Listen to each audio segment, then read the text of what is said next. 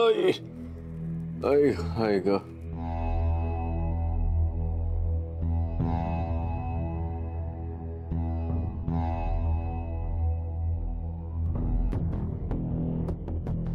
Hello hello, कोणी आहे का? हॉस्पिटल? काय झालं होतं एक्झॅक्टली?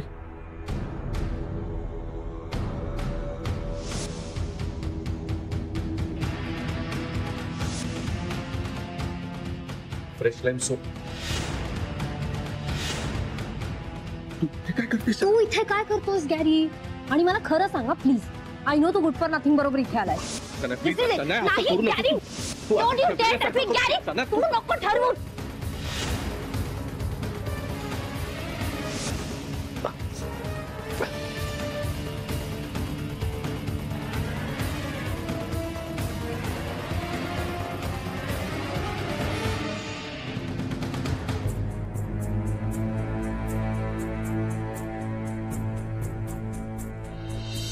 काय करून ठेवलं यांनी स्वतःच?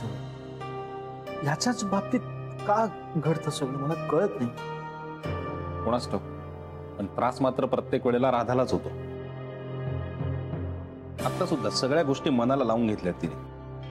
आता या सगळ्याचं तिला टेन्शन येणार, मग गुरुची तिला काळजी वाटणार, गुरुसाठी सगळं करणार ती. आणि हा अगं नाही, हा बरा झाला की परत तिला लाथ मारून निघून जाईल बघ. हे प्रत्येक वेळेच आहे. राधा प्रत्येक कर्तव्य नीट पार पाडणार आणि हा परत सगळं तसाच त्रास देणार. आता सुद्धा तुला माहितीये का, याने आग्रह केला, हा मागे लागला म्हणून डिनरला गेली होती. का गेल्या वहिनी त्याच्या बरोबर? माहित नाही, म्हणजे तिने मला असं सांगितलं की गुरुला काहीतरी महत्वाचं तिच्याशी बोलायचं होतं म्हणून डिनरला घेऊन गेला. काय बोलायचं होतं याला त्यांच्याशी? तुला सांगितलं तर तुलाही खूप आश्चर्य वाटेल. गुरुने राधाला आपण परत नव्याने संसार सुरू करूया असं विचारलंय. काय काय बोलतोयस? हो. गुरुचं ना खरंच कधी कधी कळत नाही. कधी खरं बोलतो, कधी खोटं बोलतो. आणि हे काय अचानक संसार परत वहिनींसोबत?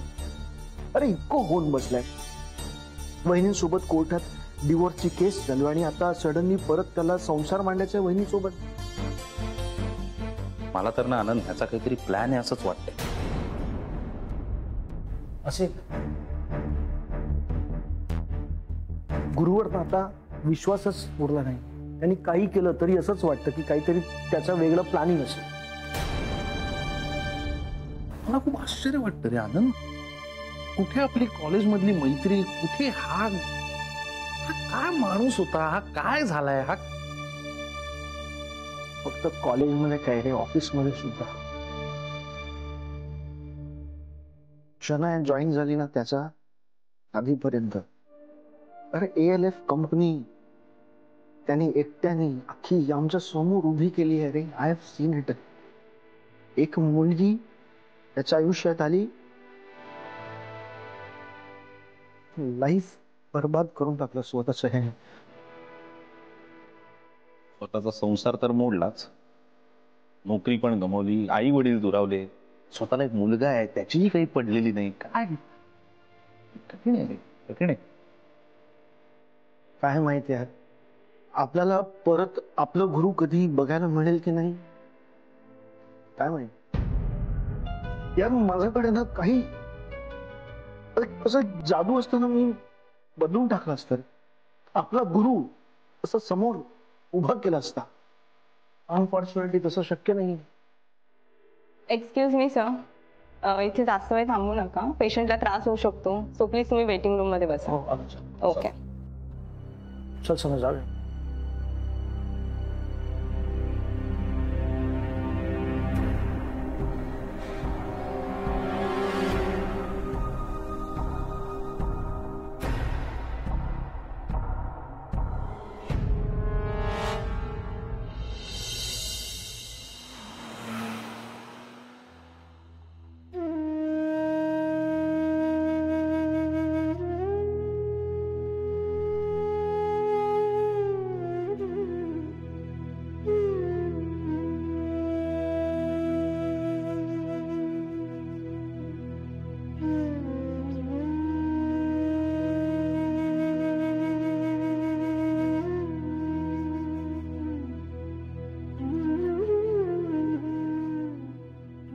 उठा ना.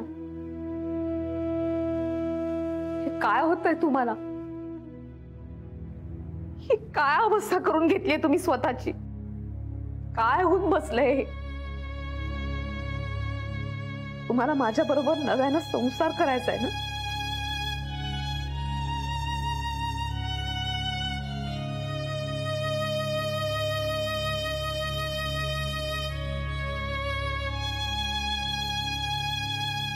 नाही,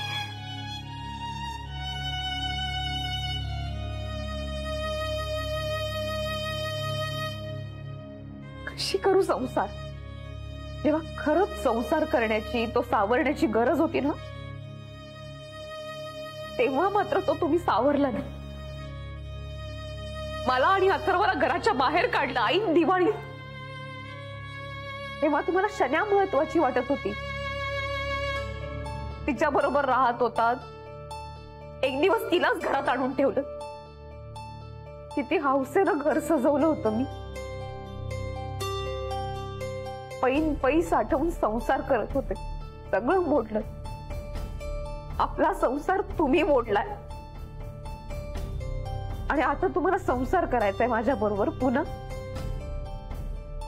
अथर्वला घेऊन कशी राहिले माझं मला माहितीये. त्याला समजवलंय. त्याची आई जशी मी झाले ना, तशी वडीलही मीच झाले. दारोदार चटण्या विकून, मसाले विकून माझं घर सावरलंय मी. हे एवढं मोठं राधिका मसाले उभं केलं.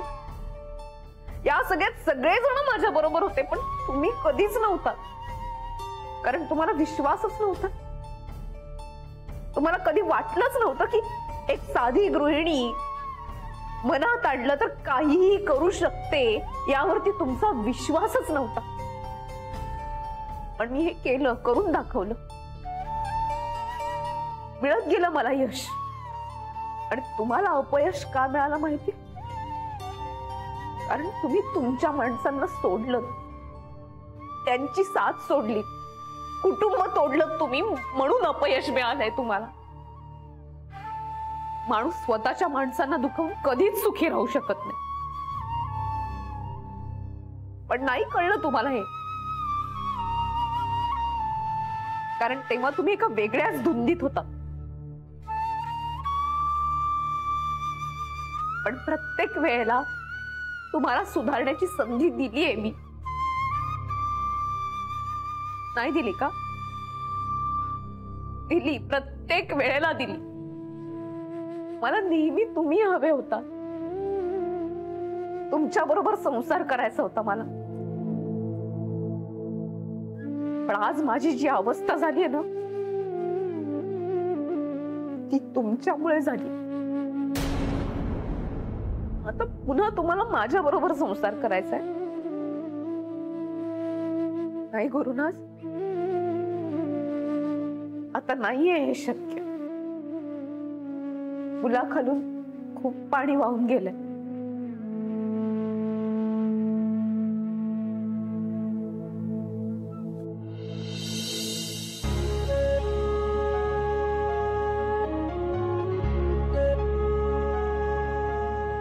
आपला संसार तेव्हाच संपला जेव्हा आपल्या दोघांमध्ये तुम्ही तिसऱ्या व्यक्तीला आणलं. आपला संसार तेव्हाच संपला जेव्हा तुम्ही मला आणि अथर्वला घराच्या बाहेर काढलं. आपला संसार तेव्हा संपला जेव्हा माझ्याच घरात माझ्या नवऱ्याच्या बायकोचा संसार सुरू झाला. आपला संसार तुटलाय गुरुनाथ. आणि आता पुन्हा जोडणं नाही शक्य. आपल्याला जखम होते ना, त्या जखमेवरती खपली धरते, ती जखम बरीही होते, पण त्या जखमेची खूण मात्र कायम राहते. तसं झालंय. आता कितीही प्रयत्न केले ना तरी मी हे सगळं नाही विसरू शकत. तुम्ही मात्र हे सगळं सोयीस्करपणे विसरलाही असाल. पण माझ्याच्याने आता हे शक्य नाही. तुमचं आणि माझं नातं आता भूतकाळात जमा झालं. हे मी तुम्हाला इथे घेऊन आले ना ते केवळ माणुसकी म्हणून. माणुसकी म्हणून मी माझं कर्तव्य पार पाडलंय आणि यापुढे नाही. मी तुमच्या बरोबर नव्यानं संसार नाही करू शकत.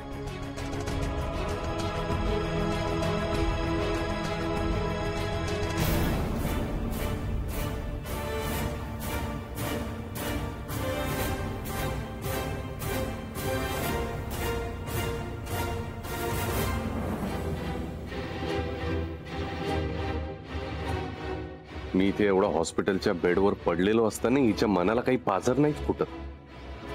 अरे झाल्या तेव्हा चुका, पण आता काय त्याचं परत परत तेच तेच उगाळण्यात काय अर्थ आहे? नाही, या राधिकाला जिंकणं कठीण आहे आणि तिच्या सोबत आई बाबांनाही मनवणं कठीण आहे. आणि तुला काय वाटलं राधिका, अथर्ववर माझं प्रेम नाहीये? अरे माझा मुलगा आहे तो, त्याला असं कसं वाऱ्यावर सोडेन मी? तेव्हा मला सगळं मॅनेज करणं जमलं नाही, मान्य आहे, पण आता काय त्याचे? ही सारखी इरिटेटच करत राहते. नाही, पण या सगळ्यांचा विश्वास मिळवणं कठीण आहे.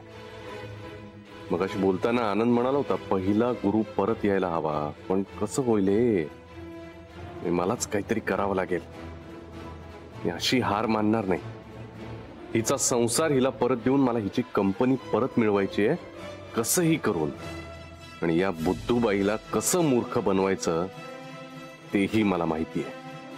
राधिका, तू काहीही कर, हा गुरुनाथ तुझी कंपनी बळकावून राहणारच. शनू बेबी गेली माझी शनू बेबी. चहा पीत काय बसलास तू? मग काय सकाळी सकाळी नारळ पाणी पिऊ का आता? शनू बेबी कुठे गेली अरे? मला काय माहित हो तुमची शनू बेबी कुठे गेली आहे ते. शोधा ना, घरातच असेल कुठेतरी. घरातच असेल कुठेतरी. तुझं घर म्हणजे राजवाडा आहे ना, घरात असेल कुठेतरी म्हणायला. अरे सकाळपासून शोधते, नाही दिसत आहे घरात. कुठे गेली असेल? तुमच्या शनू बेबीला ना पंख फुटले आजकाल. तो पोपटराव भेटल्यापासून ना हिची महिना झालीये, उडत उडत गेली असेल पोपटाला भेटायला. इडियट सारखं बोलू नकोस हा. पोपट आहे तुरुंगात, त्याला कशाला भेटायला जाईल ती? काही सांगता नाही तिचं. पण मला एक सांगा, काल तुम्ही मला ते नारळात काय दिलं होतं? नारळ पाणी. ते चढलं कसं मला? चढलं? आली मजा, पण काही कळत नव्हतं मला. आणि ती सन्या काहीतरी बोलत होती, काही लपवत होती कधी. लपवत? अरे माझी शनू बेबी किती इनोसेंट आहे केड्या, ती काय लपवणार? इनोसेंट आहे ती, म्हणून तर तुम्हाला न सांगता गेली ना. कुठे गेली असेल माझी शनू बेबी? मी सांगतो कुठे गेली असेल. तुमची शनू बेबी गेली असेल उन्हात भटकायला, उष्माघाताचे 10 बळी. हे पेपर खाल्ल्यापासून ना सारखं असंच होत आहे. उन्हात कशाला भटकायला जाईल ही? अरे बापरे, गॅरीला भेटायला गेली नसेल ना माझी शनू बेबी? शनू बेबी नको जाऊ तिकडे. बोला मॅडम, मला बाहेर का बोलवले? ऍक्च्युली माझं ना थोडंसं काम होतं तुमच्याकडे. मला थोडी इन्फॉर्मेशन हवी होती. काय कसली इन्फॉर्मेशन मॅडम? मला काम आहेत मॅडम, माझे मॅनेजर ओरडतील माझ्यावर. एवढी ट्यूट्यू करण्यापेक्षा मी जे विचारते त्याचा आन्सर द्या. ओके? काय बोला? मला सांगा, काल जो मॅन इथे मेला त्याचं काय झालं? कोण मेला? हॅलो, काल इकडे एक नाही का स्टेअरकेसवरनं माणूस पडला आणि मग मेला, त्याचं काय झालं पुढे? हां हां हां हां काहीतरी बोलतायत तुम्ही. मेले बिले नाहीत ते, त्यांना लागलेला खूप.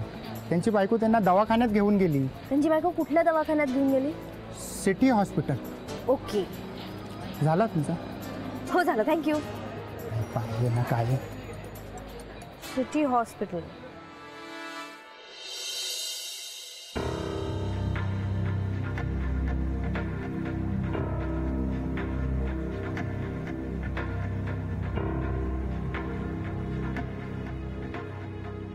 तर काय काय सिच्युएशन आहे? स्टेबल आहे ना गुरु?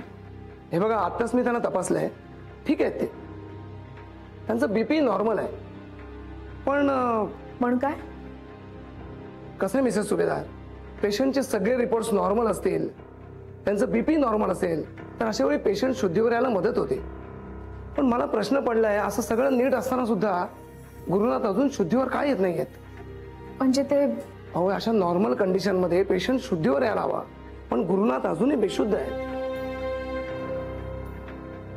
सॉरी डॉक्टर, म्हणजे असे प्रश्न विचारणं तुम्हाला चुकीचं आहे, पण अशी काही ट्रीटमेंट नाहीये का की ज्याने तो शुद्धीवर येईल?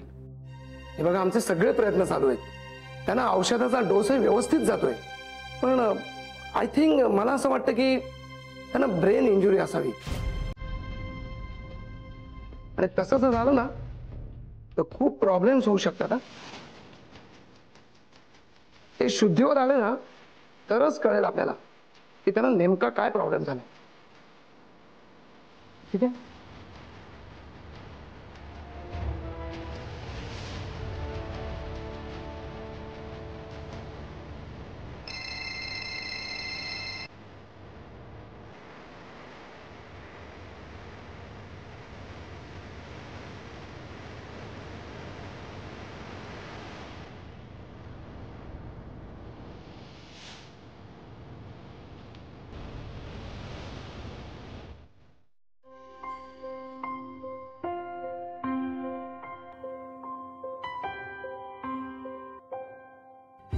एक्सक्यूज मी, गुरुनाथ सुभेदार कुठल्या वॉर्डमध्ये आहेत प्लीज? गुरुनाथ सुभेदार? हां.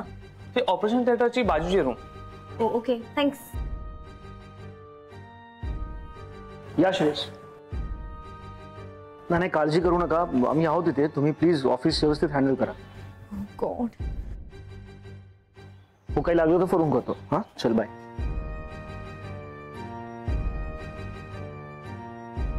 काय सगळं नीट आहे ना ऑफिस? हो, तुम्ही काळजी करू नका. सांगितलं ना तुम्ही? हो हो, ते सगळं हँडल करतात तिथे. मी त्यांना सांगितलं इथे येऊ पण नका.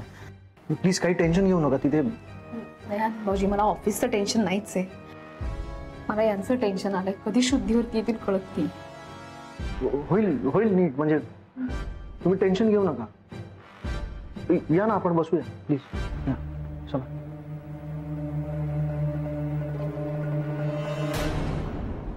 काय म्हणतोय पेशंट? बरं आहे ना?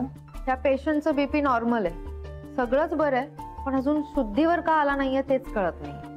हे असंच होतं बघ कधी कधी.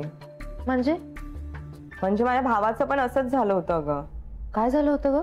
तो खूप दारू प्यायचा अगं, आणि मग मामा त्याला खूप मारायचा. मग त्या भीतीने तो दारू पिऊन मागच्या दरवाजाने 2 मजले पाईपवरनं चढून जायचा. एक दिवस इतक्या जोरात पडला आणि डोक्यावर जबरदस्त मार लागला त्याच्या. म्हणजे याच्यासारखंच बाहेरून काहीच दिसत नव्हतं, पण आतून मात्र खूप मार लागलेला होता. आणि मग 8 दिवस बेडवर होता आणि शुद्धीवर आला नाही. मग शुद्धीवर आला का? म्हणजे बरा झाला ना? बरा झाला, पण त्याच्या डोक्यावर परिणाम झाला ग. वेडा झाला की काय? वेडा नाही ग, म्हणजे तो सगळंच विसरला ना. म्हणजे आयुष्याचा मधला सगळा काळच तो विसरला. आता त्याची मुलगी कॉलेजमध्ये जाते आणि तो विचारतो शाळेतून आली का. म्हणजे मधल्या 7-8 वर्षाचं त्याला काही आठवतच नव्हतं. आता याचं काय होतंय काय माहित. देव सगळ्यांचं भलं करू. बर चल, चहा घेऊया.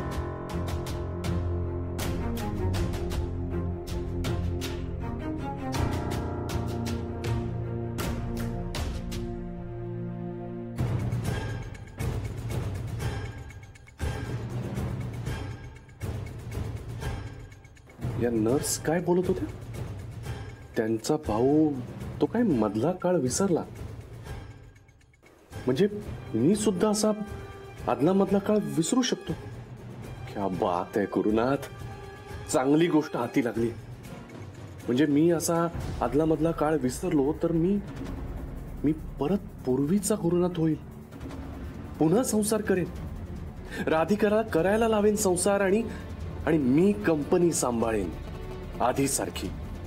वा वा वा वा. या गुरुनाथला तो गुरुनाथ बनवण्यासाठी यापेक्षा सॉलिड आयडियाच नाहीये.